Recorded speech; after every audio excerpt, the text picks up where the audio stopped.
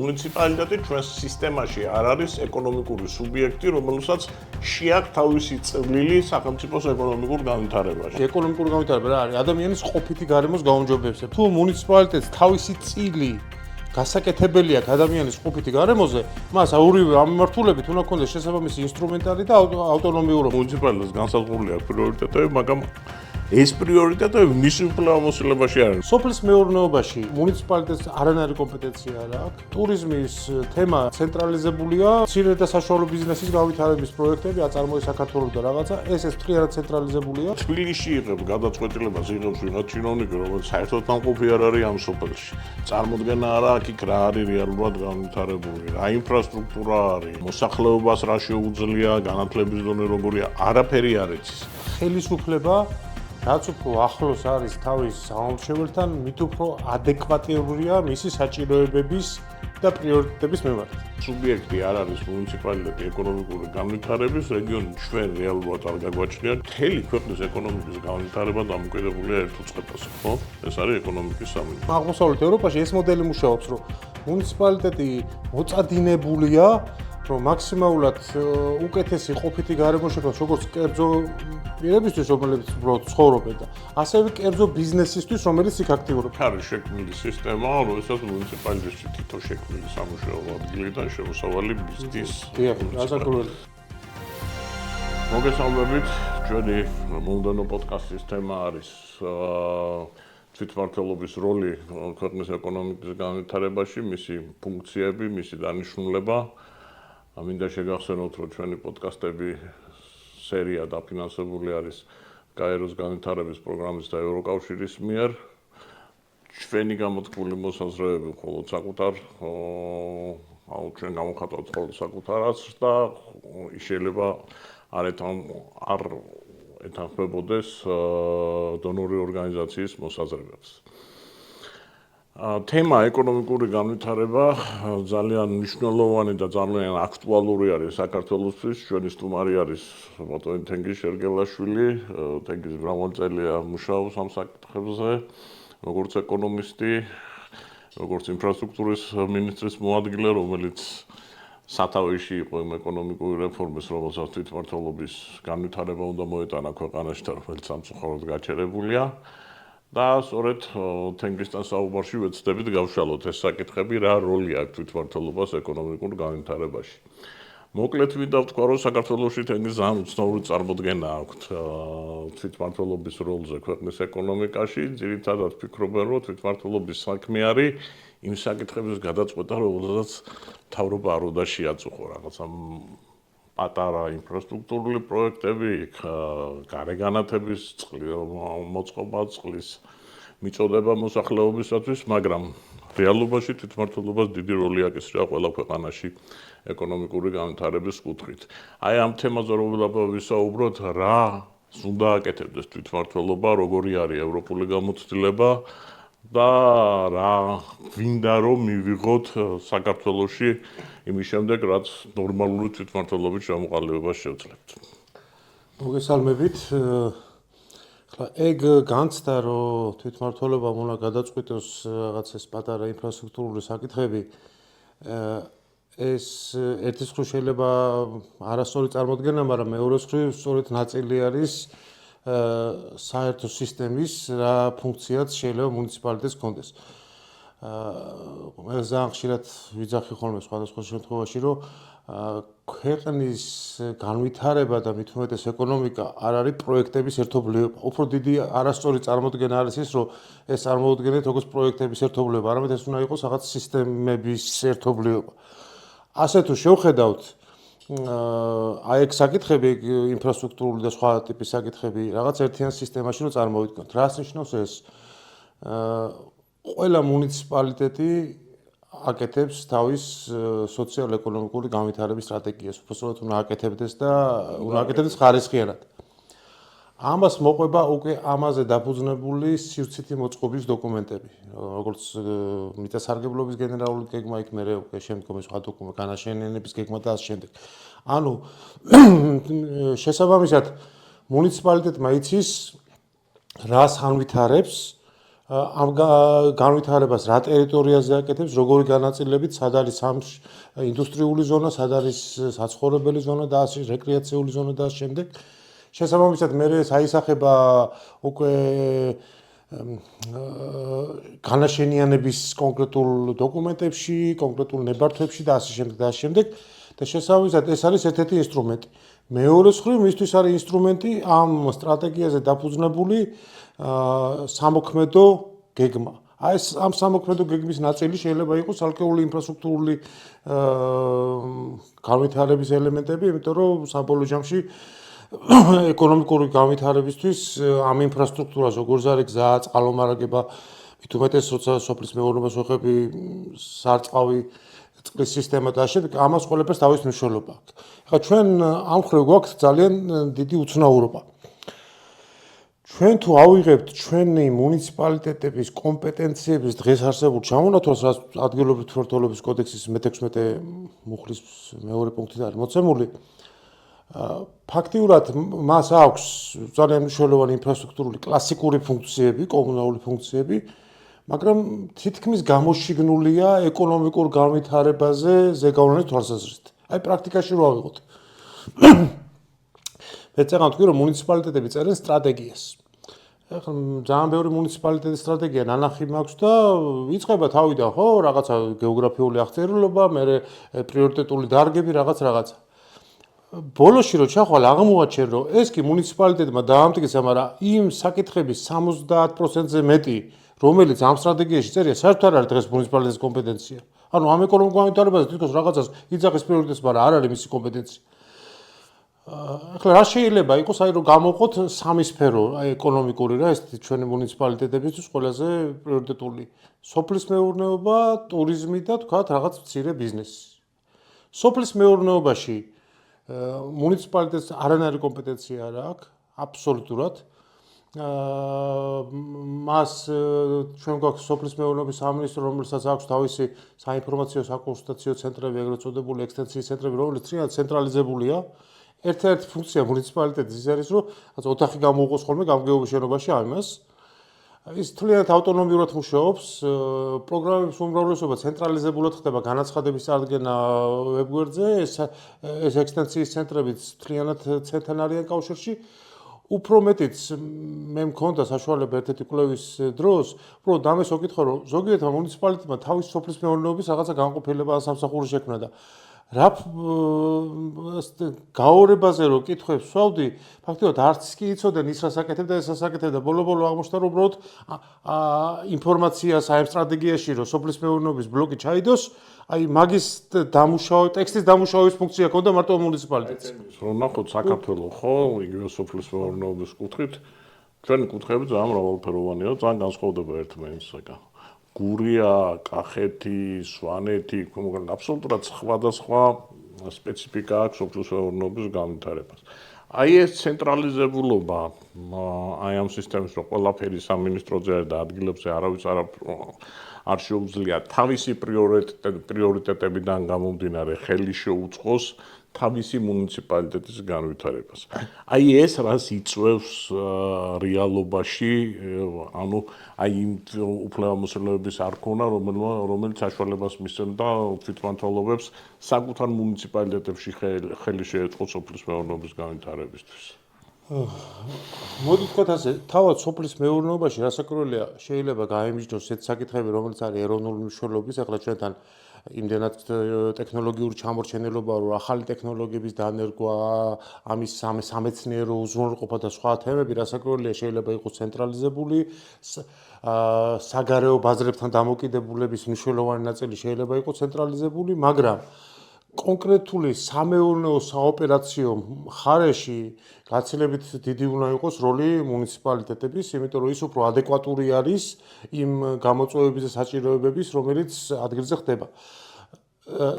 ყველაზე მეტად სისტემებს ანადგურებს ხოლმე რაღაცა ნომინალურად დადგენილსა და პრაქტიკულ შორის სხვაობა ხოლმე. აი მაგალითს ვიტყვი, ეს ხო არის ცენტრალიზებული ეს სოფლის მეურნეობის სამინისტროს, მაგრამ რო ჩახვალ ადგილზე, აი ყველაფრის გაკეთებაში მაინც ყავთ ჩართული მუნიციპალიტეტის მაგალითად მერის წარმომადგენლები. არაფორმალურად კანონშიც კი არ არის, უბრალოდ სიტყვიერი ფორმით, იმიტომ რომ თუ უნდა მაგალითად რომელიღაც სოფელში შეკრიბოს ხალხი და უთხრას, რომ აი დაიწყო დანერგი მომავლის ახალი მორიგი ეტაპი ამ პროგრამის, იქ რომ ხალხი შეუკრიბოს და ინფორმაცია გაავრცელოს, არაფორმალურად თხოვს მერის წარმომადგენელს. ანუ მაინც უწევს მუნიციპალიტეტის ჩართულობა, მაგრამ ეს არანაირი რეგულაციით არ არის დარეგულირებული. და იმის ნაცვლად, რომ ეს ფუნქცია, რაც უშუალოდ ბენეფიციარებთან ურთიერთობას ეხება, თუნდაც დელეგირებული ფორმით ეს ურთიერთობის ადმინისტრირება იყოს გადატანილი მუნიციპალიტეტს და ის მან უფრო უკეთესად დააკავშიროს თავის სტრატეგიას, რომელიც მან დაამტკიცა უკვე განვითარების ეს საკითხები, სადაც პრიორიტეტებიც გამოკვეთილია და ამავდროულად ეს უფრო სწორი იქნება. ეს არის ერთი მაგალითი სოფლის მეურნეობაში. მეორე, ტურიზმის თემა ჩვენთან ცენტრალიზებულია, ტურიზმის სააგენტო, ყველაფერი ცენტრალიზებულად კეთდება, მუნიციპალიტეტის როლი აქ მართლაც დაიყვანება გარეგანათების და გზების გაკეთებაში. ეგ არის ირიბი შეხება აქ ამ ტურიზმთან. ავიღოთ მცირე და საშუალო ბიზნესის განვითარების პროექტები, აწარმოე საქართველოს და რაღაცა, ეს მთლიანად ცენტრალიზებულია, რა ვიცი, უკანასკნელი სოფლიდან რაღაცა პროექტის წარდგენა ხდება საიტზე რეგისტრაციის გზით, ანუ ეს ყველაფერი წყდება თბილისში. ახლა ეს რამდენად ადეკვატურია ის ადამიანები, ვისაც გადაწყვეტილებებს იღებენ თბილისში. იმიტომ რომ ადგილობრივი თვითმმართველობა ითვლება ყველაზე ახლოს დგომ ხელისუფლების ორგანოსთან, რატომ? მათ ყველაზე უკეთ იციან ადგილობრივი პრობლემები. როდესაც თბილისში იღებ გადაწყვეტილებას იღებს ვიღაც ჩინოვნიკი, რომელიც საერთოდ ნამყოფი არ არის ამ სოფელში. წარმოდგენა არა აქ იქ რა არის რეალურად განვითარებული, რა ინფრასტრუქტურა არის, მოსახლეობას რა შეუძლია, განათლების დონე როგორია, არაფერი არ იცის. აი ამ სისტემაში აი ეს დაშორება გადაწყვეტილების მიღებასა და იმ ადგილ შორის ვისი განვითარების თაობაზე გადაწყვეტილება უნდა მიიღონ. აი რამდენად არის ეს ხელისშემშლელი ფაქტორი მუნიციპალიტეტების განვითარების და მთლიანად ქვეყნის ეკონომიკის განვითარებისას. საერთოდ როცა ადგილობრივ თვითმმართველობაზე სუბსიდიარობის პრინციპს ვლაპარაკობთ, მთავარი კონცეპტუალური ხაზი რა არის, რომ ხელისუფლება რაც უფრო ახლოს არის თავის სამომრჩეველთან, მით უფრო ადეკვატურია მისი საჭიროებების და პრიორიტეტების მიმართ. შესაბამისად, თუ ხელისუფლება ადგილობრივ იქნება აქტიურად ჩართული, მას უკვე საშუალება ექნება, რომ გაცილებით უფრო ფართოდ გამოიყენოს შესაძლებლობები. შეიძლება აწარმოოს საქართველოს პირობითად პროექტი იყოს ცენტრალიზებული. მაგრამ თუ ამის ადმინისტრების რაღაცა გარკვეული კომპონენტები ჩემზე არის გადმოცემული, მაშინ მე შემიძლია ამ აწარმოეს საქართველოს დავაშენო მაგალითად კამპანია, როგორ მოვახდინო მოსახლეობის ინფორმირება, რომ ასეთი პროექტები არსებობს. იმიტომ რომ თბილისიდან ცენტრალიზებული მიდგომით ვერ მოხდება მოსახლეობის ინფორმირება. ხო, მე ვარ მუნიციპალიტეტი და დაინტერესებული ვარ, რაც შეიძლება მეტი ბიზნეს პროექტი გაინტერესდეს. განხორციელდეს ჩემ მუნიციპალიტეტში. უფრო მეტი რაღაც კონკურენციის შეგრძნებაც კი მაქვს, რომ სხვა მუნიციპალიტეტთან შედარებით უფრო მეტი პროექტი წამოვიდეს ჩემთან. შესაბამისად, მე მინდა რომ გავაკეთო მეტი ინფორმირება, გავაკეთო რაღაც ბიზნეს ინკუბატორივით, რომელიც ამ ბიზნეს გეგმების შემუშავებაში ამათ დაეხმარება. ამისთვის მოვიწიო სხვა თანაბარ პირობებში საერთაშორისო დახმარებები და ასე შემდეგ და ასე შემდეგ, ხო? და შესაბამისად ეს ყველაფერი მე შემიძლია შევკრა ერთიანად, თუ ჩემ ხელში არის რაღაცა ბერკეტი ამ თვალსაზრისით. ახლა ჩვენ ცოტა შორს რო წავიდეთ და აღმოსავლეთ ევროპული გამოცდილება ვნახოთ, იქ თვითონ მუნიციპალიტეტების და განსაკუთრებით იქ რეგიონული დონეებიც არსებობს, საერთოდ ავტონომიური ასეთი განვითარების სტრუქტურები აქვთ, ხო? თავისი საგარანტიო ფონდები, თავისი სუბსიდია, ანუ პატარა აწარმოების საქართველოები აქვთ ყველას. და საერთოდ ევროპაში თუ დავაკვირდებით, ეს განსაკუთრებით მცირე და საშუალო ბიზნესის განვითარება, აი ყოფილი სოციალისტურ პერიოდში რომ იყო აი რაღაც ქვანახშირის საბადოები და რაღაც რომელიც რაღაცა შესაძლოა იმ ფუნქცია დაკარგულია და რაღაცა ზოგან იქ ზემოდან სავაჭრო ცენტრი დაადგეს, ზოგან მუზეუმად აქციეს, ზოგან ყველა ეს პროექტები გადის რეგიონების და მუნიციპალიტეტების ხაზით, ანუ ცენტრალიზებულად ასეთი პროექტები ნაკლებად ხორციელდება. ჩვენთან რადგან ახლა ჩამოთვალეთ, ხო, ტურიზმში, სოფლის მეურნეობაში და მცირე და საშუალო ბიზნესში მუნიციპალიტეტების როლი არის მკვეთრად შეზღუდული, ფაქტიურად ნულობას უახლოვდება და ასეთ პირობებში ახლა წარმოვიდგინოთ, ქვეყანა არის, რა ვიცი, სოფლის მეურნეობა და ლამის აგრარულ ქვეყნად მოიხსენიებენ ხოლმე ხშირად და ასეთ ქვეყანაში მუნიციპალიტეტებს ხა ქონების თემაზე არ მინდა გადავიდე რომ იქ სასოფლო-სამეურნეო მიწასთან ხო სასოფლო-სამეურნეო მიწასთან დაკავშირებული და სხვა თემები მაგრამ არ აქვს ამასთან შეხება ანუ ამ სამეურნეო მნიშვნელოვან საკითხებთან არ აქვს შეხება ხა იმას შეხება იმ საკითხებთან რომელმაც უნდა უზრუნველყოს თავად მუნიციპალიტეტის განვითარება ანუ მუნიციპალიტეტი ჩვენს სისტემაში არ არის ეკონომიკური სუბიექტი რომელსაც შეაქვს თავისი წვლილი სახელმწიფოს ეკონომიკურ განვითარებაში. ხო თქო პირდაპირ წვლილი, იმიტომ რომ ხა ის ინფრასტრუქტურაც ხო განვითარებას ემსახურება საბოლოო ჯამში. უკეთესი გზა, წყალი და შემდეგ, თუმცა მან რო გადავალთ კიდევ არის ვითარება გვაქვს. იმიტომ რომ წყალი ცენტრალიზებულია, გზების გაკეთებაზე თავის ფული არ აქვს და რეკფონდიდან და იქიდან უნდა ასე ვთქვათ მოიპოვოს და შემდეგ სოფლის პროგრამებია. ხო, ამიტომ შესაბამისად აი ეს ავტონომიურობა მუნიციპალიტეტის მისი ექსკლუზიურობა და ეს ფუნქციები რომელიც უნდა გამოვლინდეს ადამიანის ყოფითი მდგომარეობის საბოლოო ჯამში ეკონომიკური განვითარება რა არის ადამიანის ყოფითი გარემოს გაუმჯობესებაში ამ ყოფითი გარემოს აქვს საჯარო ინფრასტრუქტურის კომპონენტი და აქვს შემოსავლების გენერირების და ცხოვრების სოციალური პირობების გაუმჯობესების კომპონენტი შესაბამისად თუ მუნიციპალიტეტს თავისი წილი გასაკეთებელი აქვს ადამიანის ყოფითი გარემოზე, მას ორივე ამ მიმართულებით უნდა ქონდეს შესაბამისი ინსტრუმენტარი და ავტონომიურობა. წინააღმდეგ შემთხვევაში ის დარჩება ცენტრალური ხელისუფლების გაგრძელება, იმათ რა ქვია. მე ერთი კითხვა მაქვს, აი შენ ახსენე აღმოსავლეთ ევროპა.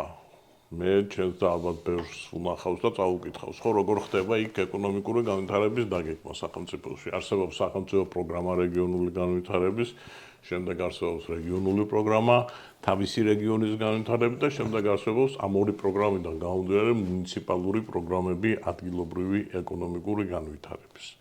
საქართველოში ეს სისტემა მოშლილია, საერთოდ არ ყოფილა აწყობილი და მით უმეტეს ამდენი ხნის განმავლობაში ჩვენ ეს არ გავუკეთებია.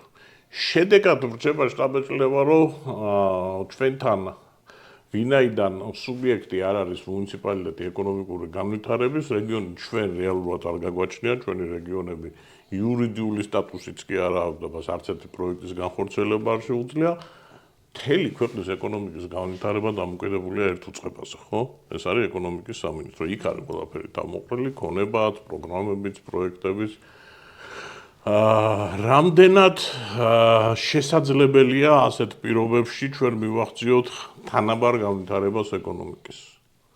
იმიტომ რომ ჩვენი ეკონომიკური არაუთანაბრობა, ჩვენი რეგიონების ეკონომიკური უთანაბრობა ეს არის მკაფიოდ ჩამოყალიბებული პრობლემა. მაგალითად გურიაში და რაჭაში ხელფასები, საშუალო ხელფასი ორჯერ ნაკლები არის ვიდრე თბილისში. მთელი ქვეყნის შემოსავლის 50% ეს არის თბილისი. დანარჩენი რეგიონები არის ფაქტობრივად მხოლოდ დანამატი ამ თბილისში შექმნილი ეკონომიკური პროდუქტის. აი თვითმმართველობის განვითარება, თვითმმართველობისათვის ეკონომიკური უფლებების მიცემა, მათ შორის მცირე ბიზნესის საკუთხით. რამდენად ხელს უწყობს იმას, რომ ეკონომიკური განვითარება მხოლოდ ერთ ორგანოზე არ იყოს ჩამოკიდებული და ყველა სუბიექტმა თავის დონეზე მოახდინოს ადგილობრივი ეკონომიკის განვითარება და ერთიანობაში შექმნას უკვე დიდი სურათი ქვეყნის ეკონომიკური განვითარების კუთხით. ხო, მანდ მოქმედებს გარკვეული ასეთი სისტემა რა. მე რო ვარ მუნიციპალიტეტის მერი საკრებულო შესაბამისად მე მაქვს რაღაცა კომპეტენციები და მაგალითად ვაუმჯობესებ ინფრასტრუქტურას. ნიშნავს რომ ძვირდება ქონება, შემოდის უფრო მეტი ქონების გადასახადი და შესაბამისად ამასთან მაქვს ურთიერთკავშირი. თუ ფისკალური დეცენტრალიზაცია იმდაგვარად არის რომ მოსახლეობის შემოსავლების და წაისახება ჩემი ბიუჯეტის და მაგალითად რაღაცა წილობრივად რჩება საშემოსავლო გადასახადი ადგილზე მაშინ ჩემი мотиваცია არის რომ რაც შეიძლება მეტი ბიზნესი შეიქმნას ან გადმოვიდეს თუნდაც სხვა მუნიციპალიტეტიდან ჩემთან მაქსიმალურად შეუწყო ხელი გავხადო ნაწილი ჩემი რაღაცა ეკონომიკური სტრატეგიის და ასე შემდეგ და შესაბამისად იმ აღმოსავლეთ ევროპაში ეს მოდელი მუშაობს რომ მუნიციპალიტეტი მოწადინებულია რომ მაქსიმალურად უკეთესი ყოფითი გარემო შექმნას როგორც კერძო პირებისთვის, რომლებიც უბრალოდ ცხოვრობენ და ასევე კერძო ბიზნესისთვის, რომელიც იქ აქტიურობს, იმიტომ რომ ამას აქვს შესაბამისი ეფექტი მუნიციპალურ ბიუჯეტზე, შემდგომ ეს უკვე არის უფრო მეტი პროექტების განხორციელების საშუალება და შესაბამისად რაღაც ის მუნიციპალიტეტები არჩევითი ორგანოა და ეს არჩევითობას და რაღაცას აისახება. ანუ იქ არის შექმნილი სისტემა, როდესაც მუნიციპალიტეტში თითო შექმნილი სამუშაო ადგილიდან შემოსავალი მისდის საქართველოში შემოსავლო გადასახადი მე ვხედავ, რომ სხვადასხვა პერიოდში მიდიოდა, მე შეიცვალა, მე სხვადასხვანაირი ეს ვთქვათ სისტემები ქონდა. დღეს არ მიდის საქართველოში არც შემოსავლო მიდის, არც მოგების გადასახადი რჩება. მარტო რჩება აჭარის ავტონომიურ რესპუბლიკას საშემოსავლო გადასახადი, რომლიდანაც რაღაც ტრანსფერებს მუნიციპალიტეტები იღებენ აჭარის ტერიტორიაზე. სხვაგან რეგიონის დონეზე რჩება. რეგიონის დონეზე რჩება და მე დამატებით ტრანსფერს იღებს და ტრანსფერს მაგის გამო აჭარის მუნიციპალიტეტები ყოველთვის გაცილებით ძლიერები არიან ვიდრე დანარჩენი. ახლა რო ავიღოთ ხლა მოსახლეობის რაოდენობის პროპორციით და ერთ სულ მოსახლეზე აჭარაში თუნდაც ბიუჯეტის წილი გაცილებით დიდია ვიდრე ნებისმიერ სხვა თუნდაც იმერეთში და სამეგრელოში და შემდეგ. კიდევ ერთი თემა. ნორმალურ სიტუაციაში ბიუჯეტი რა არის? ხო, ბიუჯეტი უნდა გამოხატავდეს, ასახავდეს იმ პრიორიტეტების დოკუმენტს, რომელიც აქვს მიღებული მუნიციპალიტეტს. ჩვენ ეს შევწერეთ თავის დროზე თვითმმართველობის კოდექსში, ანუ ბიუჯეტი არის ფინანსური დოკუმენტი, რომელიც გიჩვენებს იმას, რომ მუნიციპალიტეტს დამტკიცებული აქვს თავისი პრიორიტეტები და ამ პრიორიტეტების შესაბამისად უკვე გამოყავს ფინანსებს იმ პროგრამების და პროექტების დასაფინანსებლად, რომელიც ამ პრიორიტეტების მიხედვით არის. მაგრამ გვაქვს უცნაური სიტუაცია, ხო, მუნიციპალიტეტს განსაზღვრული აქვს პრიორიტეტები, მაგრამ ეს პრიორიტეტები მის უფლებამოსილებაში არის, ის ვერ ახორციელებს, მას არ შეუძლია ამ პრიორიტეტებით განავითაროს მუნიციპალიტეტი. მაშინ რა სახეს იღებს ჩვენთან ბიუჯეტი? აი, რო ნახოთ ხოლმე პრიორიტეტების დოკუმენტი, ხო? იქ არის ყველა მიმართულებით ეკონომიკა, ტურიზმი, სოფლის მეურნეობა, მცირე ბიზნესი, ბუნებრივი რესურსების გამოყენება, გარემოს დაცვა, რა ვიცი, ეს კლასიკური დოკუმენტია და ბოლოში არის ბიუჯეტის ცხრილი. ბიუჯეტის ცხრილი, ესე იგი, ეს სკოლამდელი აღზრდა, რაღაცა ეს მიმდინარე ხარჯები და თავიდან დეკემბერში ის პროექტებიც კი არ დევს ხოლმე, იმიტომ რომ ფულს ხომ მე იღებენ შემდეგ წელს რეგფონდიდან და მე პირველი ცვლილება რო ხორციელდება ზამთარში ხოლმე, მე აისახება ხოლმე კიდე დამატებითი პროექტები ამაში. რაც ხორციელდება რეგფონდიდან თუ მაღალმთიანი ფონდიდან თუ რაღაც მიიღეს და სოფლის ხარჯების პროგრამიდან. ანუ რამდენიმე გამონაკლისის გარდა მუნიციპალიტეტების უმრავლესობას ოდნავ მაინც ხელშესახები ინფრასტრუქტურული პროექტების დაფინანსება საკუთარი შემოსავლებით სამწუხაროდ არ აქვს საშუალება. შესაბამისად ეს დაიყვანება რაზე? დაიყვანება ადმინისტრაციულ ხარჯებზე, დაიყვანება ერთ-ერთი გამოკვეთილი ფუნქცია, რაც დღეს მუნიციპალიტეტს ეს არის სკოლამდელი აღზრდის თემა, სოციალური დახმარებების თემა, რომელიც აგრეთვე რაღაც ქაოტურია და ესა გვაქვს მთლიანობაში მათ. ანუ ფაქტობრივად შეგვიძლია შევაჯამოთ ვითარება ისე, რომ მუნიციპალიტეტის ხელში არსებული ბერკეტები საერთოდ ვერ უზრუნველყოფს გარდა ინფრასტრუქტურული პროექტების ნაწილისა, რომელთაც ისედაც ცენტრალურ მაინც ცენტრზე უნდა მიიღოს დაფინანსება, ფაქტიურად ვერ უზრუნველყოფს იმას, რომ მუნიციპალიტეტმა უზრუნველყოს და იზრუნოს ადგილობრივი მოსახლეობის ცხოვრების დონის ამაღლებაზე, ადგილობრივ დასაქმებაზე, ბიზნესის განვითარებაზე და ასე შემდეგ. მოდი ესე ვთქვათ, იქნებით რადიკალური, რომ აბსოლუტურად არა, იმიტომ რომ ახლა სხვა მუნიციპალიტეტში, რა ვიცი, თბილისში, ქუთაისში, ბათუმში და ამ შემდეგ და ასევე პატარა მუნიციპალიტეტებშიც ახლა წლიდან წლამდე რაც არ უნდა ვქნათ, თქვათ, ინფრასტრუქტურული მდგომარეობა უმჯობესდება, ხო? ინფრასტრუქტურაზე არ ვლაპარაკობ. რომელიც დასაქმებაზე და სხვა ცხოვრების დონეზე რაღაც გარკვეულ ზეგავლენას ახდენს, ხო?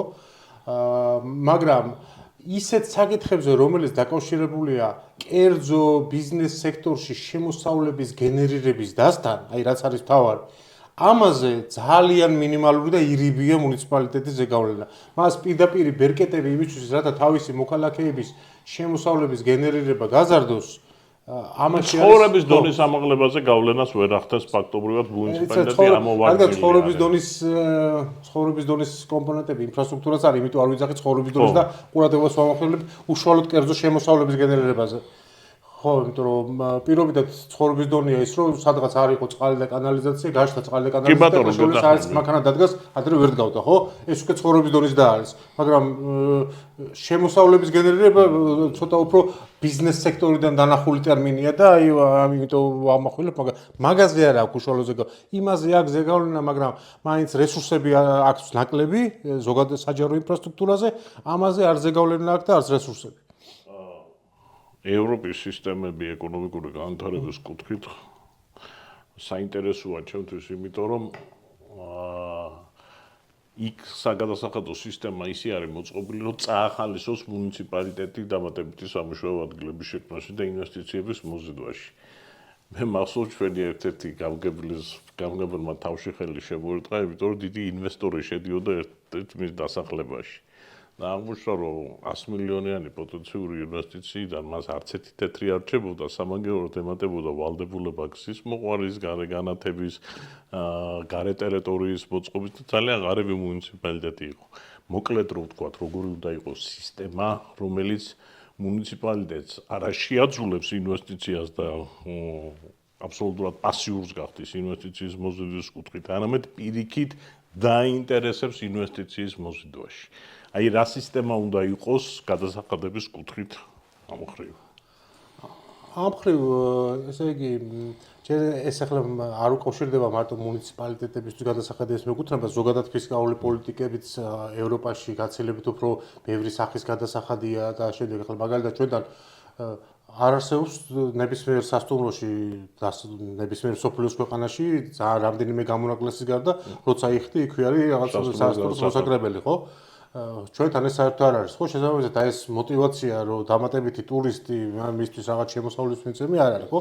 ახლა ეს გადასახადი ზოგადად ფისკალური პოლიტიკაში ჩვენ გვაქვს რეალურად 5 გადასახადი, ხო? ფისკალური ტიპის გადასახადი და შესაბამისად რაღაცა ცვლილება შეგვაქვს თუ არა, აქედან გამომდინარე უნდა გავსვაზროთ მუნიციპალიტეტს რა უნდა დარჩეს, მაგრამ ის რომ შემოსავალი როცა იბეგრება იქიდან რაღაცა გარკვეული წელი მუნიციპალიტეტს უნდა დარჩეს, ანუ თუ მოქალაქის აქტივობა ამ კონკრეტულ მუნიციპალიტეტში ხორციელდება და შესაბამისად რომელიღაც მუნიციპალიტეტში ასეთი აქტივობისთვის უკეთესი მდგომარეობაა და მეორეში უფრო ნაკლები და სადაც უკეთესია არის შექმნაში მუნიციპალიტეტს აქვს თავის როლი, შესაბამისად მისმა ბიუჯეტმა უფრო მეტი უნდა მიიღოს, ხო? ეს არის ლოგიკა. რა თქმა უნდა, ინფრასტრუქტურულ პროექტებში ბეფულს რო ხარჯავ, იმითი ღირებულება იზრდება იმ ქონების, რომელიც იქ არის. და შემოსავლებიც იზრდება, ხო? ახლა სადაც გამართული წყლის სისტემა, იქ გავაკეთებ საწარმოს და არა სადაც უნდა ორმოთხარო და იქ ვასხავ, ხო? მაგრამ აქედან მუნიციპალიტეტს სამწუხაროდ მაინც არაფერს არ იღებს, მიუხედავად ამ ინფრასტრუქტურის განდა